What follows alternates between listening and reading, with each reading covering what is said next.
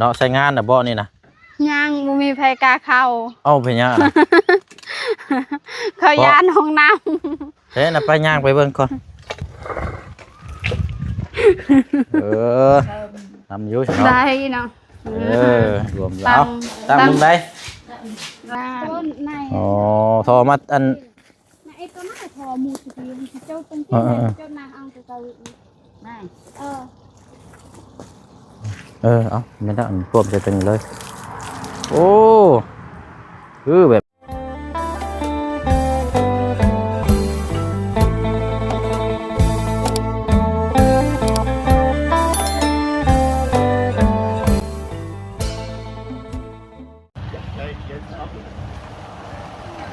เป็นอย่างน้อบาทนี่พากันไปทางไหนเด้บาทนี่มาลุงตุงต้วยไปแล้ววันนี้พี่น้อยเนาะ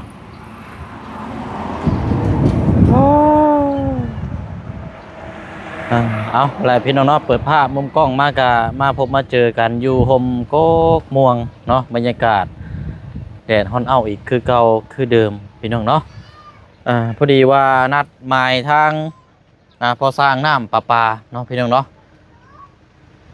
มาเราบอกดูวันนี้ได้นี่พี่น้องเลยเพราะว่ามาพูดมาคุยเรื่องสำหรับทาง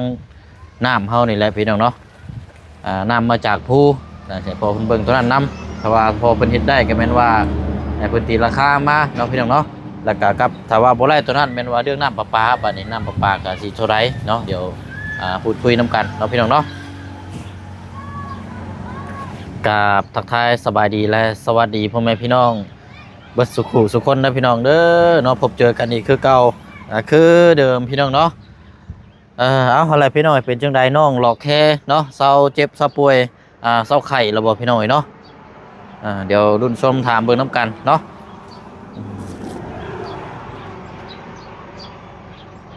เดี๋ยวโทรเบิ่งสร้างก่อนพี่น้องเอ้ยเป็นใดเด้ออกมาแล้วบ่ พอยันคันว่ายันบ่ได้มาเฮาก็สิอันนี้พี่น้องเพราะว่าทางบ่จันนัดหมายทางทีมงานเนาะมีทางผู้ใหญ่ใจบุญเพิ่นนัดหมายเมื่อกินข้าวอยู่เฮือนทางบ่เชียงอยู่เนาะพี่น้องเนาะตอนเที่ยงเดี๋ยวเบิ่งก่อนคำว่าบ่ได้มาก็แม่นว่าสิได้กลับมื้อเฮือนอีกแล้วพี่น้อง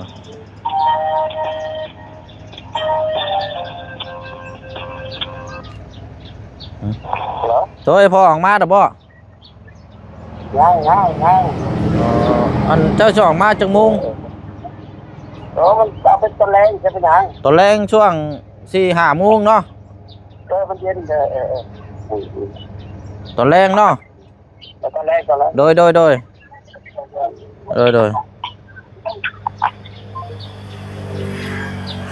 ลงกดบันทึกเสียงแล้วไว้อีกนี่พี่น้อง โอ้ยเอาอะไรพี่น้องเนาะสรุปแล้วก็เป็นช่วงตอนแรงตอนเย็นเนาะเรื่องน้ำตัวนี้แหละพี่น้องเนาะผมเป็นยังพี่น้องเนาะมีแต่ว่าไปเดี๋ยวเขาไป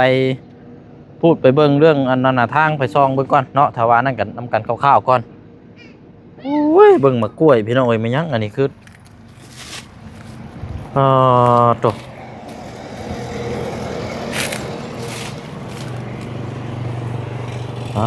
ไปตากแห้งเด้นี่เนาะพี่น้องมะกล้วยทางน้องของมีเพิ่นเป้าไว้ในกระตุกมันเหี่ยวมันทิ่มไว้ไปตากแห้งกินนี่แซ่บดินี่ลองมันก่อนพี่น้องนี่เป็นว่าแก้เช้ากระเพาะกะหรี่กระเพาะเลยครับ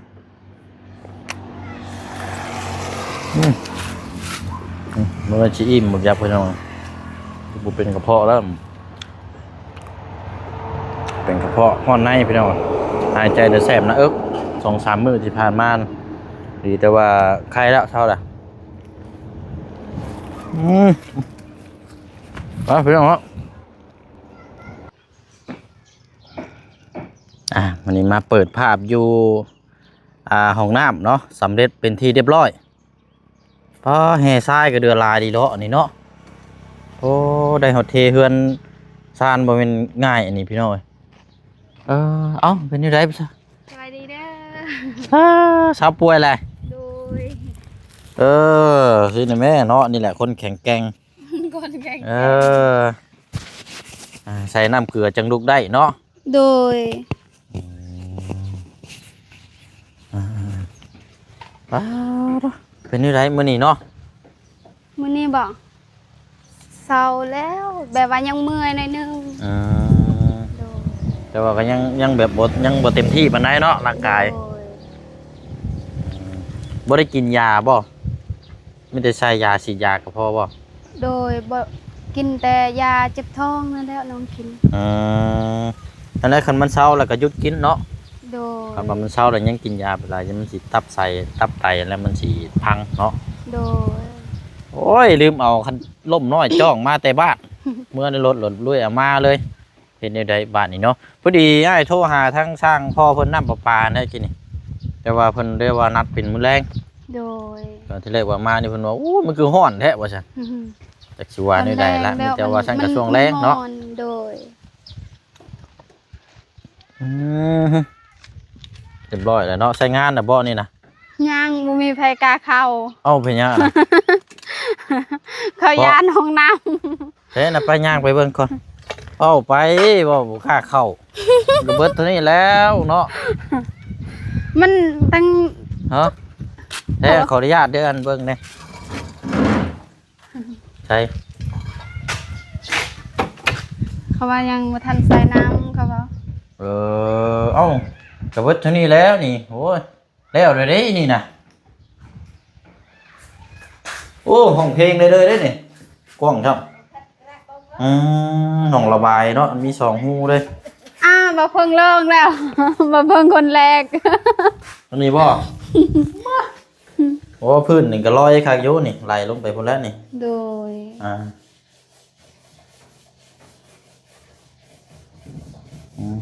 แต่ว่าอันโถส้วมนี่มันเป็นทานเว็บซี่เนาะพระเจ้าบ่ได้เอาทานตั้งอยู่เช่นที่ผ่านมานี่เอาทานนี่ก็ได้มันก็ต้องก่อแบบนี้พี่น้องยังบ่ทันได้มีไผใช้งานบ่นี่ โดยมีแต่บ่เพิ่งเช้านี้ บ่ว่าเฮ็ดห้องน้ำแล้วยังสิพากันเข้าป่าอยู่ เรายังบ่ทันใส่น้ำอยู่ มื้อใดเปิดมื้อใดแม่ทั้งน้องของมีไปใช่ล่ะเข้าโรงงานไปโรงงานเอ้าไปเผาแต่โรงงานแท้ยามมันเหี่ยบ่ไปแต่โรงงานแท้เนาะ บ่เจ้าสิใส่กระถางนั้นอยู่นี่บ่เจ้าสิใส่กระถางนึงอยู่นี่ตั้งน้ำบ่ โอ้ยถูกต้องแล้วใช่เฮ็ดโลนี่เพิ่นเฮ็ดให้ใช้แล้วแล้วก็พากันล้างกระทางก็มาใช้งานบัดนี้เฮ็ดห้องน้ำแล้วบ่พากันมาใช้มาหยังโอ้เพิ่นช่วยเพิ่นก็บ่อยากช่วยเด้บ่ผู้ที่ น้ำก็ใกล้ๆเนาะ โอ้ยมันก็โอ้ยเบิดเท่านี้แล้วห้องน้ำคือว่าห้องน้ำบ่งามบ่ซั่นเนาะเฮ้ยเบิ่งคืองามอยู่ งามเขาแปลงหมดแล้วเด้ เบิดเท่านี้แล้ว ยังบ่ทันแล้วเนาะมันก็บ่งาม อันนี้สร้างใหม่เด้มีผู้หนึงเพิ่มอีกถ้าว่า2คนนั่นก็คือกันนั่นแล้วยังคือเก่าแบบ อ๋อแสดงว่าสร้างไม้เนี่ยเพิ่นมาตกแต่งให้ โดย อ๋อพอจังหวะหน้างานนั่นซะเนาะนี่เดียมขอบนี่ก็โอเคอยู่นี่เอาของฝาก โดยขอบ มีอยู่ ใจ 3กล่อง อันของอ่อนนี่แหละเพราะว่ายันมาเจ็บท้องก็ได้เอาซื้อนุ่มมาแล้วมาฝาก โดย โอ้ยใหญ่ครับแต่ว่าอันนี้บ่ผมเชื่อบ่มักตรงที่ว่าตัวนี้ห้องน้ำประตูนี่มันอยู่หม่องกลางเลยต้องยับมาเจพี่มันหานกลางเลยนี่นะบ่คักตรงที่ว่าหานกลางเลย บนนี้เนาะ แม่นต้องยับมาท้ายพี่เด้ โดย มันต้อง แต่อันนี้ จังงามแล้วมันจังถูกต้องนะโดยเอ้าท่อนี่ เดือน7เดือน8แม่นบ่เดือน6มันคาดนำบ่อ้ายเดือน6ก็พ้นตกอะเนาะ ใช่ อันนี้นำแบบเวลานำฝนตกแห้งแล้วท่อขาดบ่ท่อขาดกับภาพไปแป้งคูปีอยู่แล้วไปแปลง ตรงน้ำพลนั่นแหล้วไว้กระพุ้งกระพุ้ยลายตรงน้ำพลไว้เนาะ โดย หากระถางตรงน้ำพลไว้พอได้อันนี้แหละ โอ้ยบนทุนี้แล้วห้องน้ำใส่เด้อนี่เปิดงานเด้อนี่ มันง่าย รถนี่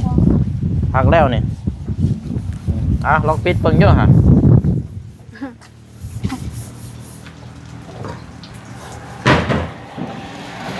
จะน้อยเป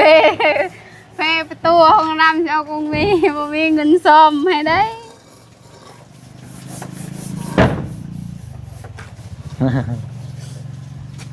แล้วนี่โอเคแล้วนี่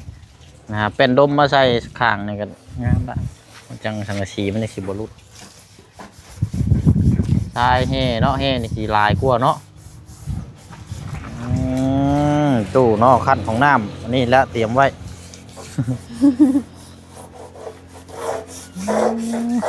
มาพี่ก่อนก็ได้หรอกแค่เจ้าถึงมาโฮมไป พวัก ย่อยชิ้นย่างต้องไปพูดหนูยันโมไวหรอกแดดพู มั ด นฮ้อน ฟังเบิ่งตัวแรงพูดแหละขนาดพอ โดย เรามากับว่าสิเอาจังใดแต่ว่าหลายคู่หลายคนพี่น้องก็ว่าอยากแนะนำให้เป็นเรื่องเอาน้ำประปาเลยซะมันจังเด็ดขาดนะอันนี้ยามเดือน7เดือน8น้ำมันขาดเห็นบ่จะว่านะขาดท่อ7เดือน8น้ำลายก็คือว่าสิขาดนั่น บ่ต้องเบิ่งตัวนี้ก่อนเหรอ บ่เบิ่งตัวนี้ก่อนถ้าว่าเราเฮ็ดได้ก็เอาตัวนี้ โดย นะถ้าว่าเราว่าโอ้ยบ่ได้ก็แต่ว่าเรื่องน้ำประปาถ้าเรื่องน้ำประปาบ่ได้ก็จบมันขึ้นอยู่กับผู้ซอยได้เนาะ โดย เฮาก็เล่นเวียกไงได้นี่แต่เบิ่งน้ำกันนั่นแหละพี่น้อง ถ้าว่าบ่ได้ตัวนี้ก็เอาน้ำประปา น้ำประปานี่แหละแต่ว่าตามหลักหนึ่งหน่วยงานพวกนี้น้ำประปาเนี่ยถนัด โดย แต่ว่าต้องให้เบิ่งตัวนี้ก่อนมันเป็นไปได้บ่นะคือเนี่ยเขาว่านะเนาะเพราะว่าพอเพิ่นฝากให้ถามมาตัวนี้นี่หน้านี่น้ำ ถ้าว่าครัวมันต่ำนั่นใครแน่นอนนี่มันสูงแฮงเด้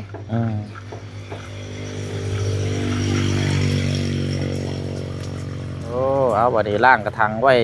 แล้วก็ดึงสายยางเข้าไปแล้วก็เปิดใส่มันจนล้นปุ๊บบัดนี้ดีแล้วนี่เนาะทีมงานมาไผเจ็บท้องนี่ก็จะได้ป้อนบัตรขอเข่าน้ำแน่ ได้อยู่แล้วว่าเข้าห้องน้ำได้อยู่บ่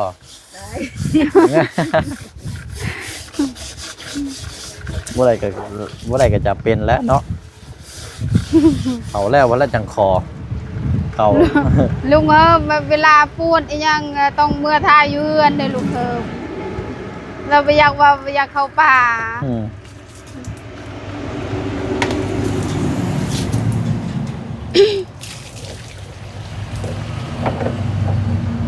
เอาดึงสายยางเนาะดึงสายยางแต่ไปคัดล่างจักหน่อยนะล่างให้มันสะอาดแล้วก็จังเอาอันนี้ก็ไปตั้งไม้พุทธ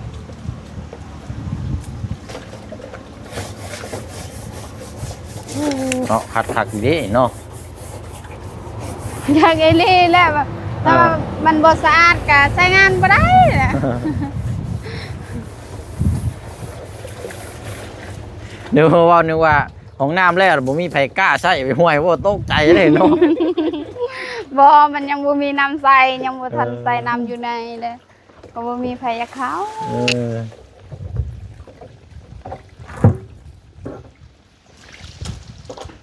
หาน้ำสิล่างนะปั๊บเอาบ่หันกันกินปั๊บก็ได้ละโอ้เราปลูกวายน้ำอันนี้เนาะบัววาย ถ้าว่าแบบว่าเคยเข้าห้องน้ำแล้วก็พากันเข้าห้องน้ำ กันหลายคนได้เข้าแล้ว2-3คนพากันเข้าประตูแล้วบัดนี้ เขาแต่ป่าเนาะ ดู เคยเข้าแต่ป่าบ่เคยเข้าห้องน้ำบทถนัดปานใดแล้วบุติแล้วมีแต่สร้างความคุ้นเคยเอาหั่นแหละเนาะ ดู นี่ได้มันก็สะอาดกว่าเข้าไปป่าหลายแล้วก็มีห่มอีกจังซี่แหละนี่เจ้าเข้าอยู่ป่านี่เพื่อสิแล้วเพื่อสิทำธุระส่วนตัวแล้วนี่ร้อนแดดหน้าไหม้เบิดได้นี่ไปกลางคืนนี่ก็ยุงกัดก้นอีก ยามฝนตกนั่นยากอีหลีคันว่ากลางเว้นนี่ก็แดดอีกเนาะลำบากแดดอีกมันร้อน เนาะเอานั่นแหละน้ำไหลนี่24ชั่วโมงพี่น้องอันโซนตัวนี้เด้อนี่เนาะตอนนั้นน่ะปลูกผักปลูกหยังกินสิหลายน้ำได้พากันทำความสะอาดนึงก็ปลูกผักนะปลูกมะพริกมะเขือใช่นี่งามอยู่บ่แม่ ให้น้องของมีให้มาขุดจอกๆมันจัก2-3แถวนี่ปลูกมะพริกมะเขือใช่ไหม นี่ก็บ่ไหวเฮ็ดทุกแนวเลย งาม ทุกแนวเฮ็ด ถึงแนวเฮ็ดมันหลายอย่างโพดบ่ หลายแนวเลยแม่ บ้า นี่ เนาะ ก็ยังบ่มีเวลาเนาะ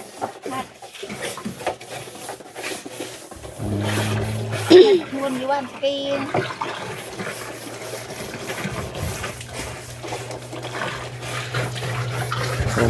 มันยังเสื้อผ้าไผจะกุกเรียแท้นี่กองของลูกหลาน เสื้อ บ่ ผ้าลูกแม่ว่าไก่แม่แต่งจริง อ๋อเป็นเปียงอยู่นี่เนาะดีแต่ว่ามีห่มกกม่วงเนาะอยู่นี่กะ โดย อาบน้ำอาบในอยู่ห่มม่วงนี่ก็ได้ยินสะดวกสบายแน่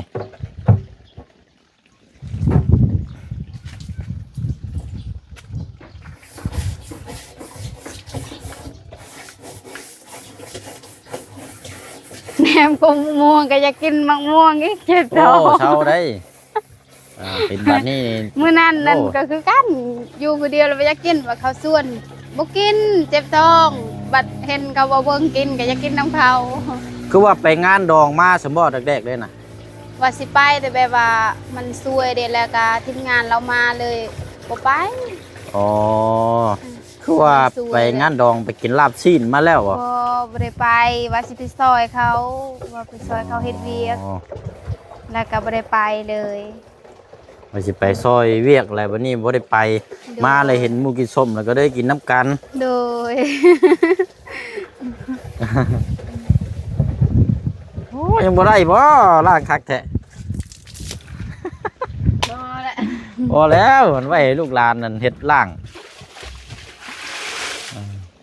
จุ่มเข้าในบ้านนี้เนาะมันสิลมอยู่บ่ล่ะประตูเนี่ย ได้บ่เขา คือ นี่ ใหญ่ บ่ แท้เนาะโจมเขาเบิ่งอยู่ฮะฮะโจมมาลองให้เราเบิ่งอยู่ฮะเออ หน้าดังไป มันสิลมอยู่บ่มันคือใหญ่แท้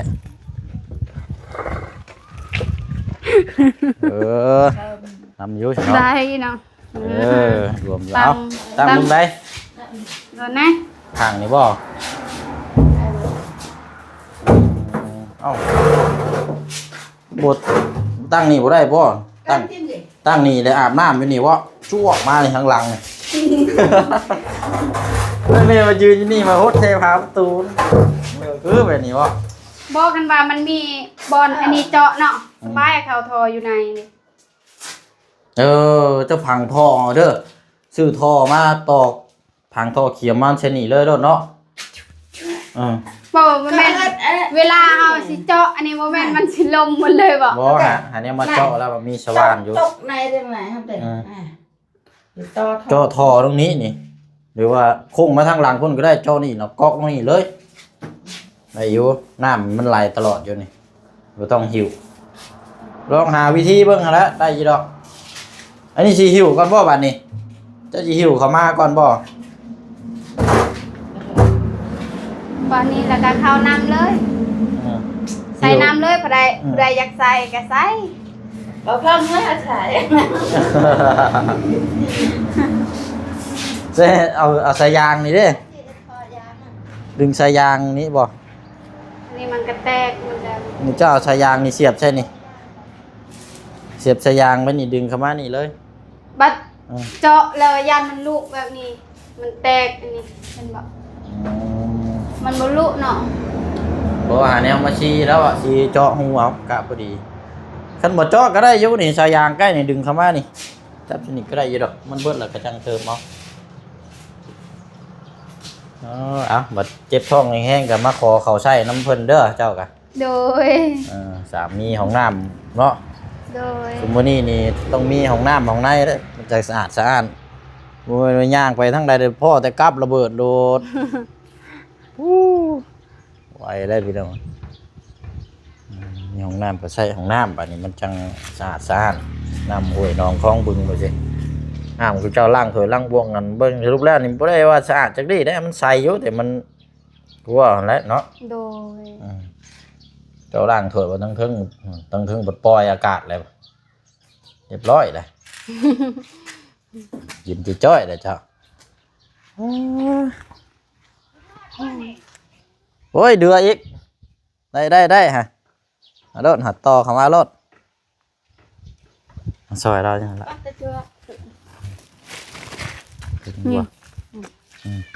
ต่อจากทะยาง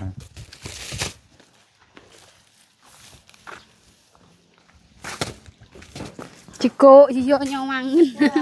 มาถึงบ่หน่อยหนึ่งเนาะโอ้ยตายถึงครับ เถื่ออ่ะ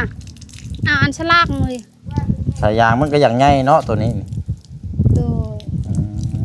ต้องซื้อสายยางยาวมาประมาณจัก12-13 เมตรจังพอดีเลยซบใส่หูก๊อกหันกระดึงมานี่เลยบรรยาใส่กระถอดออกถึงทำเนาะรุดพุ่นเลยสายยาง ตัวนี้มันใหญ่ดิ ต้องเอาสายยางน้อยพอดีนี่เอาสายยางขนาดไปซื้อไม้แล้วละประมาณจัก10 เมตรเนาะสายยางซ้ำนี่ให้เราซบซะนี่ บ่ยันอยู่เฮือนเรายังบ่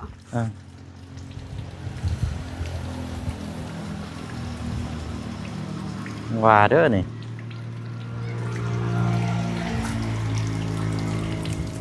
เอาจะเนาะอันละ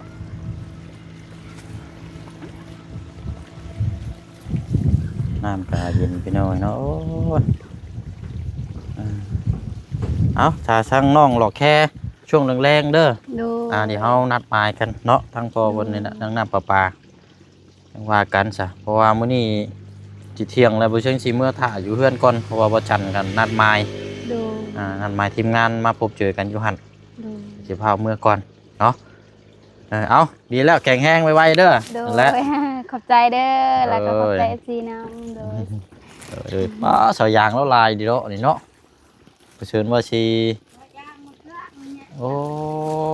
ลองเสียบเบิ่งตัวนี้อันนี้มันใหญ่โพดอันนี้มันบ่ไรแม่เอ้ยอันนี้ขอไม้นะลองเห็ดซอยเราเบิ่งอยู่บ่มันเป็นทอขาดบุรพจักอันนี้กันเนาะ โอ้ขาด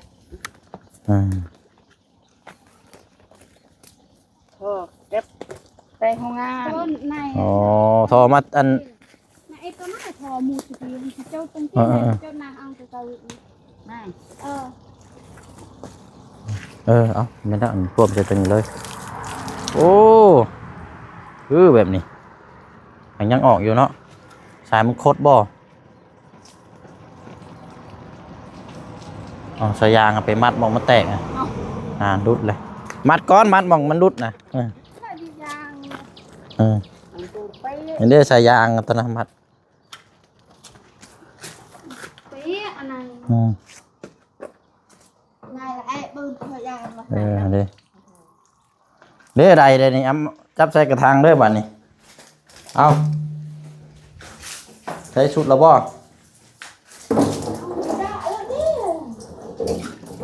โอ้อันนี้มาเตียงอยู่นี่เอาไม้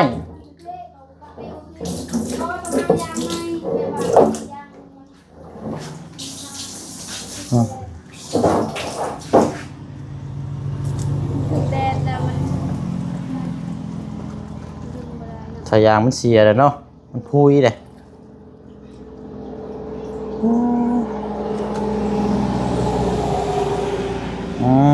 เอาละพี่น้อยดีใจน้ำเนาะมีน้ำมีในใส่เลยสีน้ำล่างไงมันอันนี้เนี่ยจักน้อย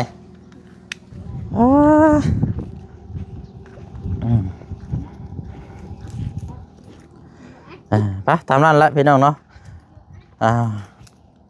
ได้ว่าสิเข่ารอไปทั้งตัดสะเลนพละพี่น้อยเนาะจบจากทางเวียกอยู่ในเฮือนชานก่อนเนาะว่าทาง